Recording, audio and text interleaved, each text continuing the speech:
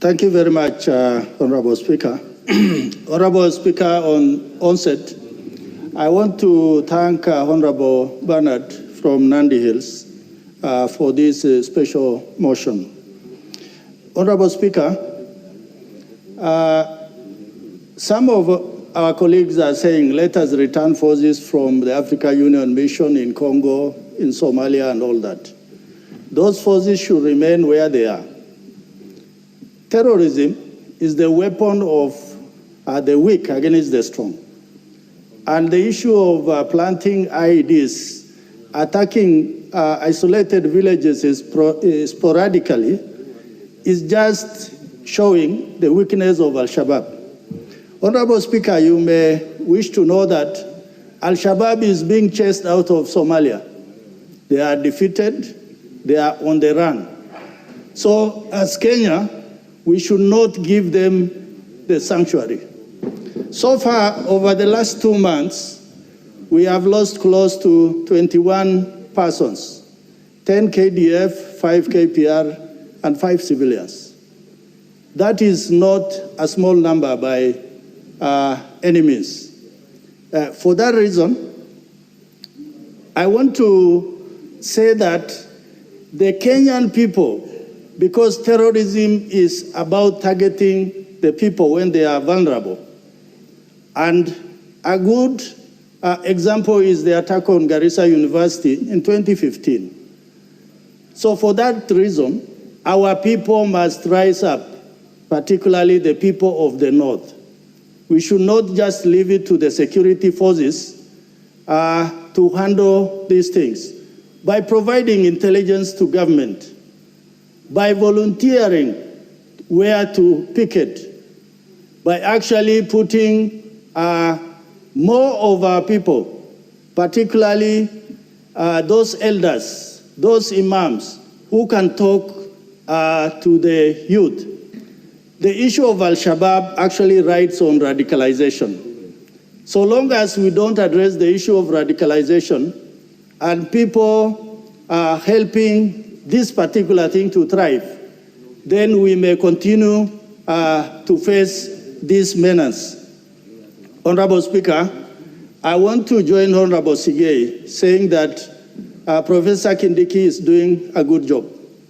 What we want to ask the government, particularly on the side of mobility for our police, because we are seeing MRAPs being used, that is mine action vehicles, mine-plated.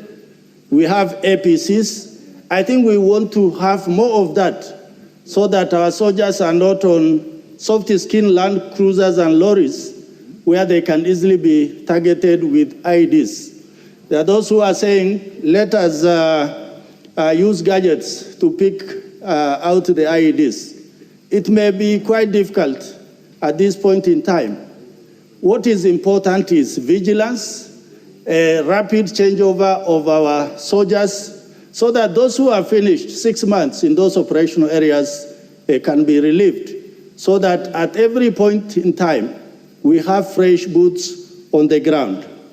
Honorable Speaker, the attacks in northeast Kenya and coast comes at a time where the CS defense is Adan Duale, NIS Director General is Nordin Hajj, CID Director is Amin Mohamed, DIG Nur Gabbo, DMI Major General Burje.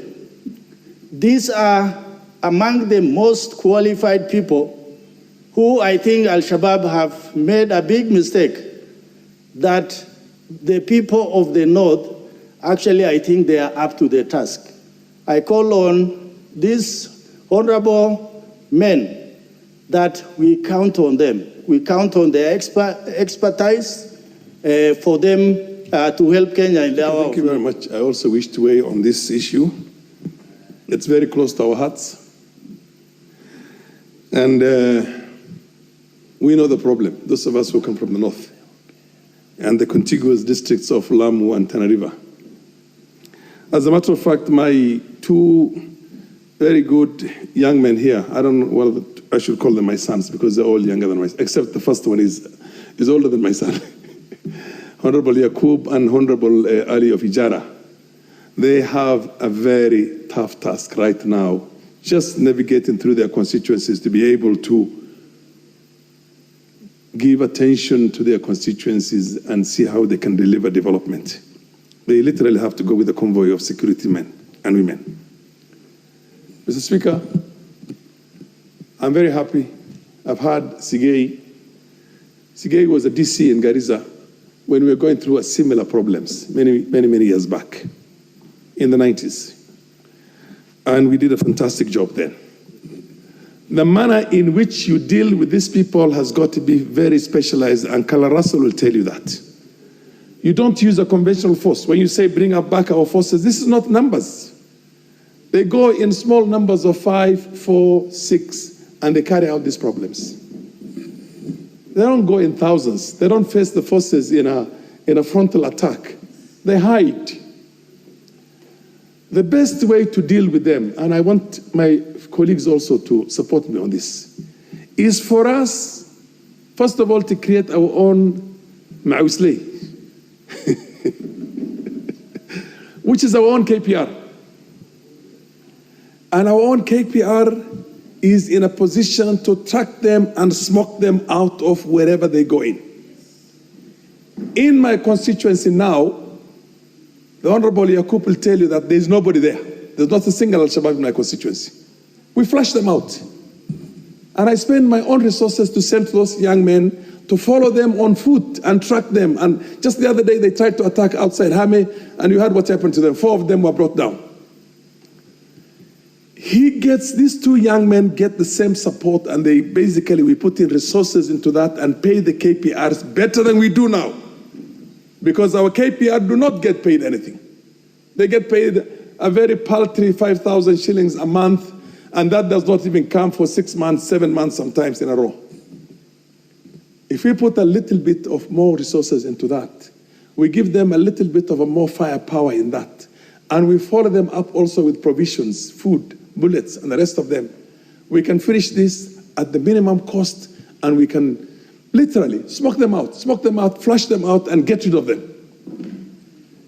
A young man who grew up in the lake region or grew up in the mountain region, who went and trained in Kiganjo and comes out there as a police officer, and you tell him to track such hardened criminals, you are sentencing them to death sentence.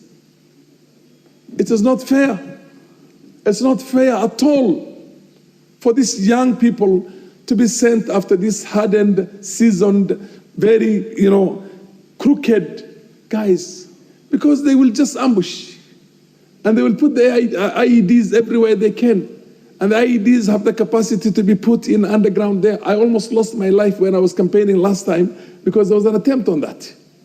And they hide somewhere in the bushes there and blow up whenever the vehicle passes on that place. But if they were being chased on foot by people who know them, I don't know if you have a Pokot member of parliament in here.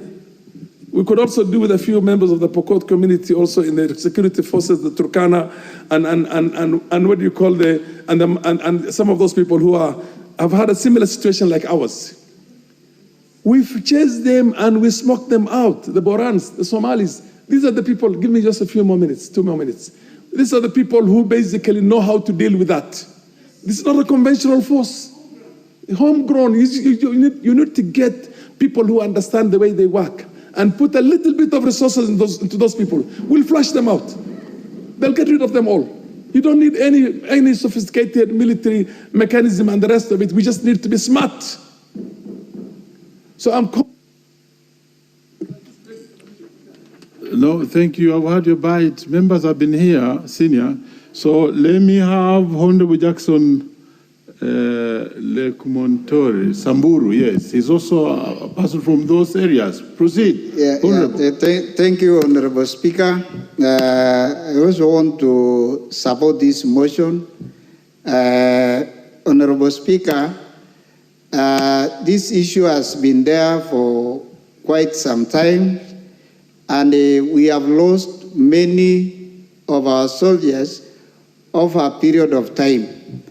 And Honorable Speaker, Alshabab can be from outside as well as from within.